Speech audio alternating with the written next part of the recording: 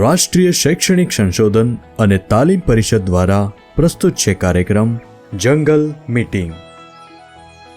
સવારથી ચુલબુલ ઉંદરડી અને બિટ્ટુ ગોરૈયાને શ્વાસ લેવાનો પણ સમય નહોતો. દરેકના ઘરે જઈને આજે યોજાનારી મીટિંગ વિશે સૌને જાણ કરવાની હતી અને સન્માનપૂર્વક આમંત્રણ આપવાનું કામ તેમને સોંપવામાં આવ્યું હતું.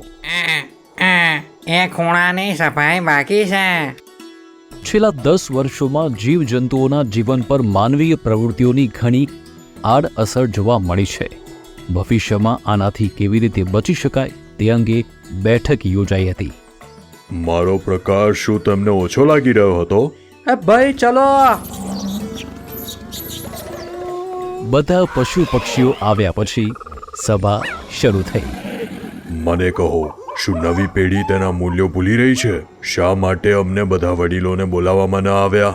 પીપલ દાદા, તમે ગુસ્સે ના થશો. અમે તમને ભૂલ્યા નથી. અચ્છા, આવતા અઠવાડિયે વૃક્ષો અને છોડ અંગે એક અલગ બેઠકનું આયોજન કરવામાં આવ્યું છે. અરે આ શું છે? જ્યારે આપણે સાથે રહીએ છીએ અને આપણા સુખ દુઃખ વેચીએ છીએ તો પછી અલગ અલગ બેઠકો શા માટે? માનવીઓનો આ અત્યાચાર આપણા પર પણ થઈ રહ્યો છે. આપણે સૌ પ્રથમ સાથે મળીને યોજના બનાવીએ તો જ તે સફળ થઈશું. રસ્તા તરફની મારી શાખા હંમેશા સુકાઈ જાય છે. વૃક્ષો, છોડ અને પ્રાણીઓની સમસ્યા એક સમાન છે. પીપલ દાદાની વાત સાચી છે. આ બેઠકમાં વૃક્ષો અને છોડને પણ સામેલ કરાશે. તેમના મુદ્દાઓને પણ એજન્ડામાં સામેલ કરવા જોઈએ અને આગળની કાર્યવાહી કરવી જોઈએ. હવે હું મોનુ મોરને વિનંતી કરીશ કે અમને બધી સમસ્યાઓ વિશે જણાવે. મોનુએ એક પછી એક બધી જ સમસ્યાઓ બધા સમક્ષ રજૂ કરી. વૃક્ષો કાપીને મોટા રસ્તા બનાવ્યા. પાણીના કુદરતી સ્ત્રોતોની અદૃશ્યતા. ડેમ બનાવીને પાણી પર એકાધિકાર સ્થાપવો. રસ્તા પર આખી રાત મોટી મોટી લાઈટો રાખવી. કિરણોત્સર્ગને કારણે પ્રાણીઓનું મૃત્યુ થવું. ધૂળ અને ધુમાડામાં વધારો. જંગલ અને ખેતર વિસ્તારનો સતત ઘટાડો. ફૂલ અને છોડનું સુકાઈ જવું. અરે તમે અમારી વાત સાંભળો. રસ્તાઓ અને કોન્ક્રીટના માર્ગો પર ચાલવું એ લોઢાના ચણા ચાવવા જેવું છે. મેં સાંભળ્યું હતું કે 2 પ્રકારના જીવો છે, જેઓ પગરખા પહેરે છે અને જે નથી પહેરતા. અને મને લાગ્યું કે હું એક અલગ પ્રકારના પ્રાણીનો છું. પરંતુ જુઓ, આ લોકોએ મને ચપ્પલ પણ પહેરાવ્યા.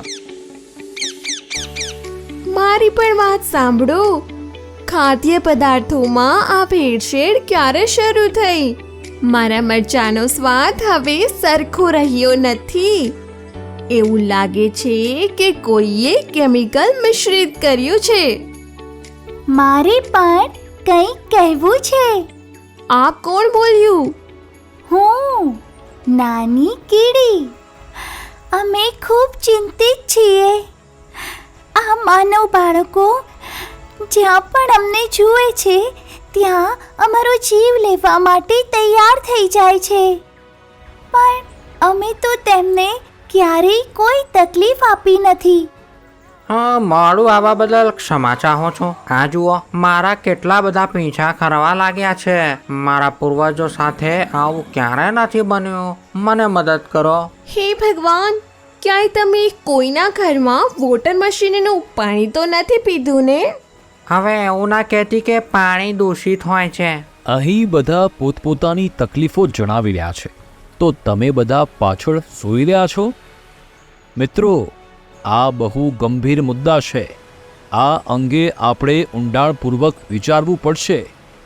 હું પ્રસ્તાવ મૂકું છું કે આ વિષય પર 3 દિવસીય આંતરરાષ્ટ્રીય પરિસંવાદનું આયોજન કરાય અને વિશ્વભરના વિદ્વાનોને તેમાં આમંત્રિત કરાય.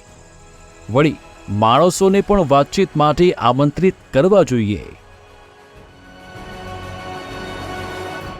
અને આ સાથે મુન્નો ગોંધેના આભાર વિધિ બાદ સભા સમાપ્ત થઈ.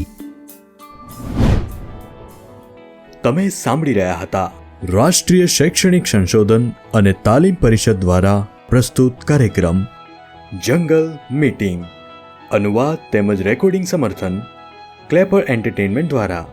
Programme coordinator professor Usha Sharma.